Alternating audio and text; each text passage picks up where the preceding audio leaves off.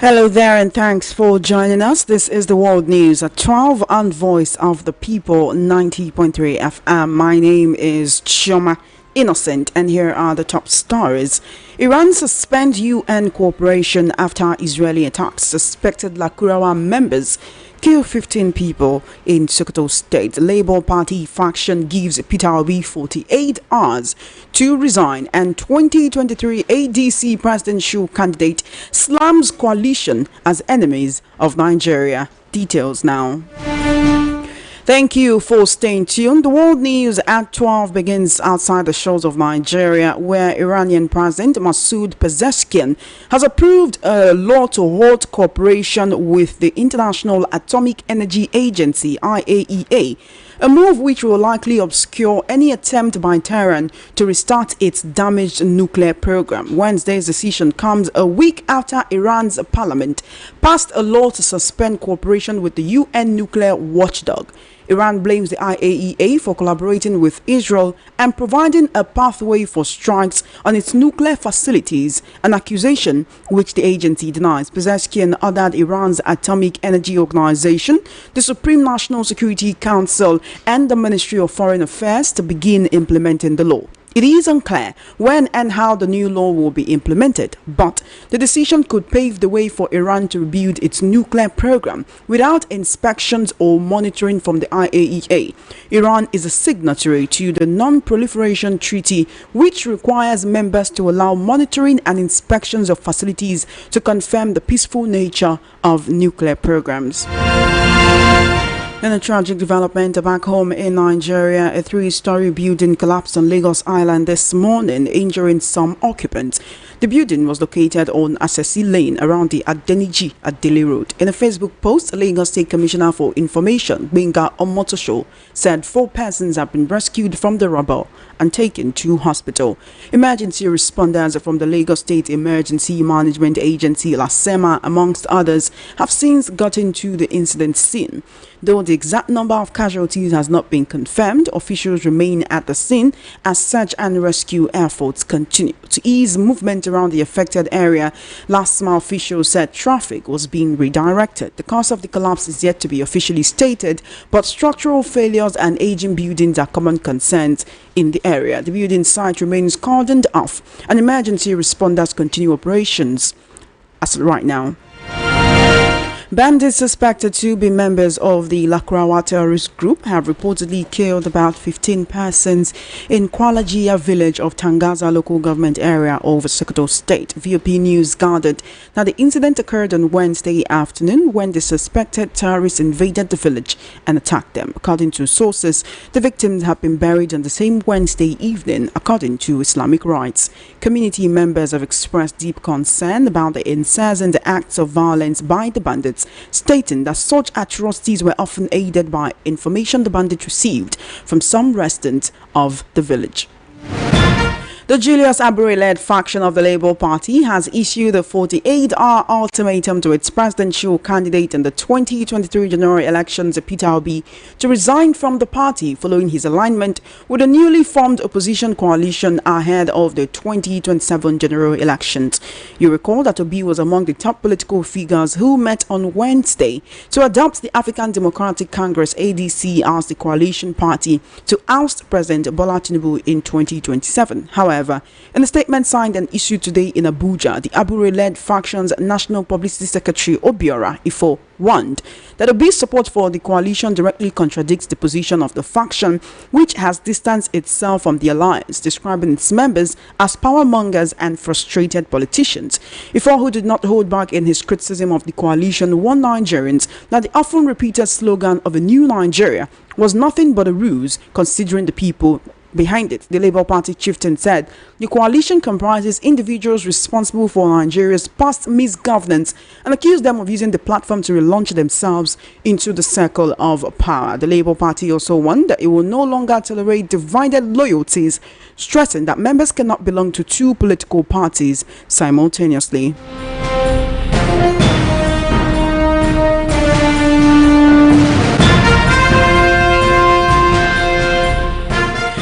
Still on the world news at 12, Dumebi Kachiku, the 2023 presidential candidate of the African Democratic Congress ADC, has kicked against the adoption of his party as a coalition platform by opposition politicians. Kachiku described the opposition figures led by former Vice President Atiku Abubakar and taking over the ADC as enemies of Nigeria. The ex-presidential candidate, who had earlier condemned the adoption of the ADC at a press conference, said the opposition politicians, some of whom have held political offices in the past, are not going to take the country forward. Following the launch of the coalition in Abuja, Kachiku appeared on a Monitor television program to further kick against the development. He maintained that Nigerian youth, who form the largest demographic, are not part of the coalition, adding that 70% of the politicians at the launch are above 75 years old. Let's take a listen to Dumebi Kachiku expressing his concerns about those who are involved in the opposition coalition. Let me ask you a question. How many Nigerians knew ADC before I entered into the ADC? I entered the ADC in a contest of 19 presidential candidates. I was a fifth in that election. That's why ADC became almost a household name. I made that party a household name, not because Ralph wants to have been chairman of that party for 18 years doing nothing but selling forms. Get real about this. I don't know Atiku's role in the ADC, and I don't care about his role in the ADC. I ran for the office of president. They are two very different things. You can ask Leke his impression of the Ralph led leadership of ADC. Get real here. It's not about virality of videos. It's about speaking to the conscience of Nigerians and the future of Nigeria. You cannot continue like this in this country. 75% of those people were people above the age of 75. 7% of our youth are under 30. They are suffering. They are poor. They are all former people, former this, former that, who brought us to this point.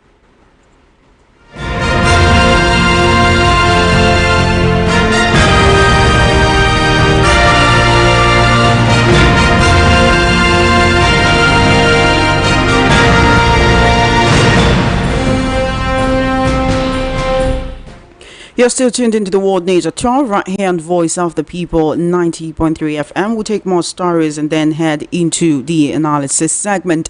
A video has surfaced online of President Bola Tinubu branded plantain chips allegedly being prepared as part of a grassroots campaign strategy for the 2027 general elections. The snacks are packed in plastic rubber containers, boldly inscribed with Jagaban 2027 door-to-door movement, suggesting an early door-to-door mobilization plan. The video has attracted widespread attention and stirred debate amongst Nigerians, many of whom question the seriousness of launching such tactics this far ahead of the polls. The man featured in the clip insists he's not campaigning but was only given a contract. He makes it clear that his involvement has nothing to do with political loyalty and everything to do with money. That video ought to be up on our YouTube right now. But in the meantime, let's hear from the man who said he has no ox to go in this fight, and all he got was a contract to actually supply plantain chips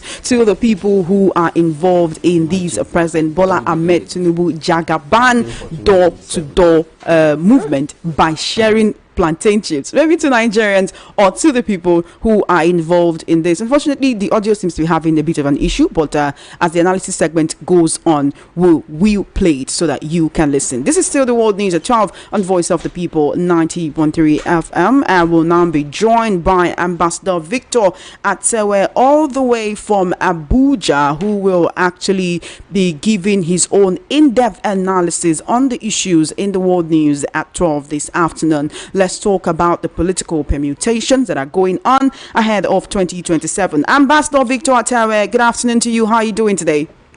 Good afternoon to you. I'm fine, and you? I'm very well. Thank you so much for joining me. You're welcome. Thank you so dearly. So I want to begin with this development that might seem amusing to some Nigerians. You've probably seen those videos of the door-to-door plantain chips, door-to-door Jagaban plantain chips, and the person in the video said, I'm not the one doing this campaign. All I was given was a contract. And it's amusing in one way and not amusing in the other way, because you're thinking, why exactly whoever these people are, why are they doing something like this? when it seems that campaign season is still far away. I mean, Nigerians are asking, why does it seem that the APC is doing even more campaigning than the opposition coalition? But I want to quickly take this excerpt from the audio of the man in the video clip and what he said about these plantain chips video. Of course, he did say that it was a contract that was given to him. So let's quickly take a listen to this, and then we'll get your analysis. They give me, I'm not campaigning for anybody. So on a contract, and my money, they go pay me. Imagine, they don't begin the campaign for 2027. Huh? The money I didn't interested in. You can hear him. He says, "Now the money I dey interested in," but he's also shocked, saying, "Imagine that the campaign for 2027 has already begun." But what does this actually mean for Nigerians? During the polls, we keep hearing about vote buying. Sometimes people say they are paid as little as 5,000 naira to actually vote for certain candidate at the polls. Is that to say that right now Nigerians' votes are not even what up to 5,000 naira anymore, but just a pack of plantain chips? Thank you for staying with me, Ambassador Victor Atewe. I would like to get your opinion on this plantain chips video actually before we proceed to other matters. Okay. But this is the reality in Nigeria right now. Of course, he's not campaigning for anybody, just doing his business, and of course, the in question, the man in question is trying to get his own daily bread. So with the level of poverty and the hardship in the country at the moment, so anyone will jump on anything that comes their way, even if it goes against their belief or what they see to be the right thing. Because as it is right now, Nigerians are going through a lot. Nigeria is, I mean, the hardship is on the rise, and everybody's just looking for where to feed on. So, and this is it's laughable because it shows how mockery, I mean, the government of the day seems to Nigerians and on our sensitivity, because I mean this is it saddens my heart to see that's the level at which our campaign materials or campaign strategy have been. But I tell you, do know the president may not know about this. It's just the people who are campaigning for him. Of course, it's possible. Yeah, even in the worst of the worst government, there'll be people who are benefiting from it, and of course, those people will do everything possible within their power to see how they can retain power. It happens. So we're not saying that everybody should think right, but we will say, and of course, if you feel that you've done something well, your work should speak for you. I mean, it's so alarming that across the country, in Abuja, everywhere, you find out that there's campaign billboards everywhere, and you wonder, I mean, this is supposed to be a governing year. This is supposed to be a year where we need to see the government working to see how we can fix the economy, how we can fix the inflation, how we can fix, the lives of the ordinary Nigerian person to be better. But rather what we're seeing is at every gathering, at every opportunity, that the government of the day ought to tell Nigerians what they are doing and how they are working to better the lives of Nigeria. They turn such gathering to be a campaign gathering. So little wonder the opposition too are leveraging on that, because it's no longer it's breaking away from the status quo that this year is supposed to be a governing year, and the election presidential candidate in the 2023 elections, he is not happy about the coalition at all. He said these people are enemies of Nigeria. Over 75% of these people coming together are over 75 years old. They have held different positions in Nigeria. In fact, he's saying these are the people who have plunged Nigeria into where we found ourselves now. That how can they now come back and band together and say they want to save the country? Is it even possible? Is this someone who's just angry that now these people have come and taken over the party and I will no longer be the presidential candidate? Or does he have a point? These are people who have, one way or the other, put us to where we are, or contributed to the economic crisis that we are today as a nation. But the truth is, I like to always use this illustrator about Moses in the Bible. I mean, for Christians, even the Muslims, of course, are aware of it. Moses was raised in the palace, and he was raised in under the coffers of Pharaoh. So he was seen to be a prince. And to the Israelite, the Hebrews, they will see him as an outcast, or as someone who is not supposed to be with them, because he dined and wined with the enemy. I mean, Ibe Kachi was saying, how many people naturally from outside can really fight the power that be, or an independent candidate can come. He has tried it before, and what has it led to? To be honest, politics is not just about, oh, I'm right, or I think I can do it. You need some power, some political blocks to be behind you to win it. It's always a game of calculation. It's always a game of interest, and it's always a game of popularity, so to say. So, in a way, listen, with the government in power, this was a man that he wasn't in power. He was able to rig it. I mean, I wouldn't say rig, but he was able to get his way into the government. Now, where he has the state machineries, he has the state tools. You can't fight him individually. It is not possible. So the good thing, you don't have what it takes, because what happened in the last election, it was as a result of the division. Everybody stood individually to see how they can pull their weight. And of course, look at what they had landed them. So they've learned from that. So I want Nigerians to see the ultimate goal, to see the end result, not the people. Anybody can be used to take us out. That's the truth. It's not about who is qualified, it's about who is ready to get out of the quagmire we are in. I mean, these are people that they've come on air. I mean, El-Rufai said, yes, he contributed to bringing this government to power, and he's sorry, and that. Even some might say, oh, it's too late. It's too late to cry over his spill beans or something like that. But the bottom line is, he has come out to acknowledge his fault. I mean, Nigerians will come out to acknowledge his fault. And Nigerians, most times, because we are too emotional with our thoughts and with our support or with our hate. So when somebody who was once perhaps had done something that you, based on rumor, you feel is wrong, and the person that comes and says, okay, I'm sorry, I think I want to retract my step, and I want to be right. I mean, these are people. But how come they did not show up before now? Bayo Onanuga is saying that these people are not united because they want to help Nigerians, but because they hate President Tinubu, and because many of them were unable to benefit from his administration. El-Rufai is a very good example. He was so willing to be a minister under this administration, until it seems that he got the shock of a lifetime, the shock and embarrassment of being rejected by the National Assembly, which he said, not National Assembly, but President Tinubu. And since then, he's been doing everything he can, speaking against the administration. If they were eating from the same table up till now, would they still want to be a part of this opposition coalition? And as at this moment, and then whatever happened to children are the leaders of tomorrow? Whatever happened to the youths being the leaders of tomorrow? If the people who led yesterday are still leading today and still planning to lead tomorrow? Okay, I think I'm going to start from the last question you asked. What happens to the youths being the leaders of tomorrow? I mean, a youth in this country was once a governor of a state that you know of, that starts with a K, a Kogi state governor. You were aware of the allegation leveled against him. He got into power as a governor as a youth. You understand? And we saw how a lot of misappropriation of funds and how deteriorating the state is. The question is, are the youth really ready for power? With the youth we have now, these are youths that are beneficiaries of the corrupt system. Nigeria, we are also always quick to judge when it doesn't benefit you. The question is, if it benefits you, would you say that? So when Bayo Onanuga said, yeah, if they are to feed on the same table, the story will have been different. Yes, I'm not going to speak like, okay, yeah, that wouldn't have been the case. I mean, we saw Daniel Bwala, who was a very candid critics of the President Tinubu, who right now is singing the praises of President Tinubu and all.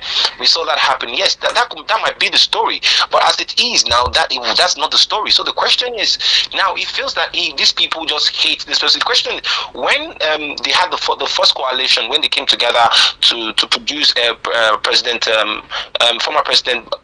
Buhari, what happened? What happened? These are people who were these are people who were in power. They came together and said, "Oh, we need to get PDP out of government. We need to get President Jonathan out of government." So what would you call that? It's not hate. And President Jonathan said that, "Oh, Nigerians should not listen to them because they're going to take us back." So what has happened in the past? Going to 16 years now. 10 years now, if not, 10 years counting. And is Nigeria better off? So it is not a bad thing if within themselves they fight within themselves, and of course they get the person, because it's about the lesser evil and the greater evil. So as it stands now, it's about who needs to go. It's about this person. I think he is the greater evil compared to where we're coming from. So Buhari also seemed like the lesser evil from Jonathan in 2015, when the mantra was anything but Jonathan. And see where we are. That's exactly what it is. So what Nigerians should be looking at, I think this time, is nobody is a saint. No man is a saint. Not on earth here. What we should be looking at is someone who has a mantra, who has been consistent in his political career, and who has always stand for you can be truthful but just. Who has always stand for accountability, productivity, consistency. Who has always said, this person, this is how it should be done. We should build a system, not persons. That is it. However, a Trump is someone who is, sorry for digressing, so Trump is someone who is going to be, is a one-man show, is a bully and all that. But if you look at those who came together to bring Trump into power, are people who are in power. You can't fight them from outside. You have to be in the caucus. You have to be in the circles for you to come out to be part of them. That's how it works. So it's not about if El-Rufai was part of this thing, would have been singing a different song. Yes, and of course no. And El-Rufai said if he had wanted it, he would have. He said it, that he was pleaded, he was begged to come work for the government of the day. But since it didn't work out, yes, he has to take his fate. But this is not what they bargained, or this one what they planned for. And to be honest, in all honesty, to whatever they say about this government has been seen to be highly nepotical. The nepotism is high. It's just a one-man show. It's about those from Lagos, this thing. It's not a government that seems to carry everybody along. And it's so open. Yes, one will say yes, it happens during Buhari time. But of course, now it's how I call it. It's growing massively. And considering the fact that inflation is times 300, has risen tripled than ever before, and nothing is seen to be done to see how we can cushion that effect. Security is on the rise. People, imagine 200 people died in a night, in a day. And it took the president over 3 days or thereabout to go see him. See them. So, these are things that, I wish we were seeing things, going down, declining and all. Okay, one would say, okay, let's just give them the chance. But as it is now, no one can. No sensible Nigerian would want to risk another 4 years in the hands of these people. It will be disastrous. It will be killing. It will be suicidal. Because now, men are, a lot of people who are working, a lot of people who are doing stuff, are complaining. How much more of those are not working? The level of poverty has increased over 133 million. So Ambassador Terry, one thing I want to focus on right here on this conversation, you're hitting the point, right? We do know that right now Nigerians are not the happiest people in the world due to the state of the economy, the state of the nation. Insecurity is rife, and there are a whole lot of other issues that we cannot even begin to pinpoint right now. But maybe Kachuku says that the what will look like the success of the ADC recently was his own power, his own might. He said that out of 19 presidential candidates, he came 5th in an election, right? And that he's the reason why the ADC seems to be popular right now. In fact, he's saying that this opposition coalition, they are strange bedfellows. Now, when reminded that the ADC has just one House of Reps members in Kogi State representing Yagba Federal Constituency, he said it doesn't matter. He made the ADC popular. Is this someone who should be placated, maybe with the vice presidential position if the opposition coalition finally decides on who will be their flag bearer come 2027. The position of the ADC now, I mean, they seem to be the beautiful bride at the moment. They seem to occupy the position the Labour Party occupied towards the end of 2022 and 2023 and beyond, due to Peter Obi. You see, it's okay for Ibeka Chukwu to come out to give that assertions. And yes, at one point he was coming at a very during the when Atiku and Obi ran under PDP to compete, to contend with President Buhari. Then it was the alternative third that Nigerians were looking at that point, but he doesn't have the muscle, the wherewithal to pull that stunt. And yes, it's okay to give himself that credit. Yes, one would say yes, he has really worked for the party and he has helped the party to where the party is at the moment. And I don't see them wishing him away or trying to muzzle him up to go down. I mean, it's going to be an open contest and very fair one, like what they said yesterday during their their presentation. So I don't think, because the truth is, if ADC goes to fill in a northern candidate, it's just a straight win for the president, President Bola Ahmed Tinubu. The truth of the matter is, as it stands now, unwritten constitution, so to say, that the power is being rotated, is rotated between the north and the south. As it stands now, is the time for the south. So that's why you heard Peter Obi saying that he will just run for one term, which is logical, because we already had one term being run by a southerner, and it's ideal and understandable.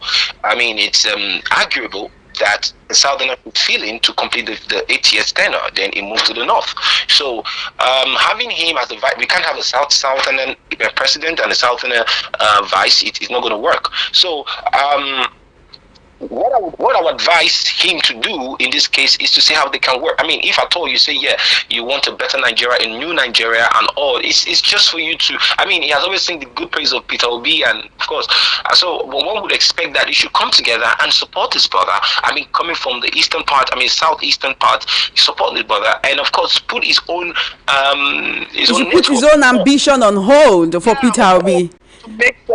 Because to be honest, I mean, he does not have the clout and the popularity of Peter Obi, so he does not have what it takes to really stand Peter Obi, even when let's go for the primary. So the truth of the matter is, for his own sake and for the betterment of Nigeria, and if he so believe for a new Nigeria, he has to put that aside and of course see how they can work to give Nigerians the Nigerian they deserve. Because listen, we deserve better than what we are getting. We deserve a good life. We deserve the basic necessity of life. Nigerians are turning to beggars all over the world. Nigerians are seen to be traveling on a 7-day visa just because they want to leave Nigeria and get there and seek asylum. So it's getting deteriorating by the day.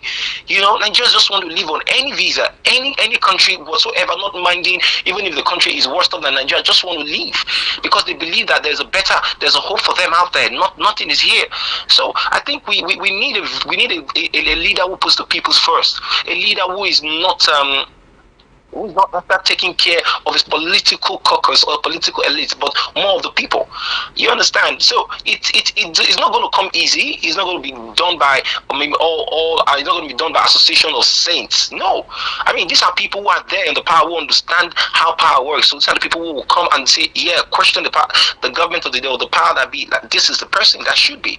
So I'm not saying that. I mean, there could be other Nigerians who feel, I really want to pick. I think this is high time they need to come out. The good people need to come out and see how we can come out and make this country a better place. Ambassador Terry, one more concern that many Nigerians have is the fact that not just to be himself, but that there are certain people. It's just the ways former Senator David Mark left the PDP. He left the PDP yesterday and today, or he left the PDP the day before yesterday, and just yesterday he was announced as a leader of the opposition coalition. Certain Nigerians feel that a true leader does not need to jump from one party party to another to create change. But Ife Salako, a 2023 House of Reps candidate under the Labour Party, begs to differ, where he posted on Twitter saying that President Tinubu jumped from SDP to AD. He did not plant his feet in the AD, but rather destroyed the AD and went to form the AC. He also talked about going from the ACN to the APC, saying if President Tinubu could do this, why can't the opposition coalition borrow a template from the APC? But is this still a template that works so many years later? Is it the template that works? And if it was the APC that, began this in Nigerian politics, to actually collapsing structures together to ensure that you are consolidating different bases to get enough votes to push one to the presidency, I mean, the person who does it first is the genius, the creative genius, isn't it? Yes, of course it is. So the truth is, yeah, it has to take. It took the then ACN, CPC, some new PDP, or what was it called? I can't remember the name was called. Some PDP members, Abure, and some other party to come together to get PDP out of power. So saying that them jumping from one part, it's just about, like I said, it's about interest. But what are we looking at in this it's about the interest of Nigeria. We have people who are saying, listen, this is not how it's done. We're tired of the doing things, one way and expect a different result. No. So they're coming together. To be honest with you, the opposition anywhere in the world have no chances fighting alone or at different camps. It doesn't work that, because when you are disunited, that is when the ruling party or those in power gets to win or gets to ride on. So them saying that them jumping, the president of today had that history, jumping from one party AD to ACN to APC, and now he's in power. So being that as it may, what I think is the coalition party, like they said, it's about putting their own selfish interests aside, but make the Nigerians interests count, from their manifesto or what they are preaching or propagate it to Nigerians that this is what they want to do. So saying that Peter Obi is trying, is about the wagon that can take you there. Would you want to go to a party who have no structure, or who does have the might, or who have the power or the wherewithal to really, these are not, you're not talking about a university, even a university election. You know what it takes for you to be even to be an SUG president, or to vie for any position in the in the university. How much more a president or a power that be in the in Nigeria? So you really need the power that be. You need the strong wings behind you. You need any arsenal you can put together to make it work. So the bottom line is about the result. What I think Nigeria should be more conscious about is, who are we going to fly? Who among those people we are going to say, okay, when it comes to that, Ambassador Atewe, pardon me for buttoning in, but certain Nigerians feel that, as much as we want a new Nigeria, there are some people we just cannot support. Some are saying, look, Peter Obi is a no-no for me. Some are saying, El-Rufai is a no-no for me. Some are even remembering so many years ago, before I was born, when Senator David Mark said that telephones are not for the ordinary Nigerians. They are saying, no, if it is these people. In fact, it's like when you have 10 people, you say, out of these 10 people, this one, these two, I just cannot work with these people. And for some people, where they draw the line is El-Rufai. For some people, where they draw the line is Senator David Mark. For some people, where they draw the line is Rotimi Amechi. So when people have these kind of dissenting opinions, but the person you like and the person you don't like are both in bed, what are you going to do? You as a leader, one thing a leader must know is that you cannot be loved by all. Even with the best of the best leader that has transformed their country, that has transformed the world, they definitely have enemies and people who have different opinion about them. So these are normal concerns, and their concerns are valid, because you are not expected to be loved by everyone. If you're loved by everyone, like Peter Obi would say, if I go to a place where I'm being applauded and I feel like I'm being loved, I will leave that place because it's full of hypocrites or sycophants. So definitely as a leader, you expect, because the good and the bad, because the bad learn from the good learn from the bad. These are people who must have said one or two things out of ignorance. We all learn. We all learn every day. We all learn. We all revolve. You can't say that. I mean, it's really insane, and it would be a disservice to me when you say, "Oh, okay, you are judging me based on what I did yesterday," but forgetting that I've learned a new thing today, and I've revolved, and so I've evolved. So therefore, I can tell you, oh, I said what I said out of ignorance. So therefore, I know what to do now or how to say it now. So when Nigerians come out to say, "Oh, this person has said this before, this person has said that before," I mean, this was the president of today once said that. I mean, during time of where Occupy Nigeria, where he says that the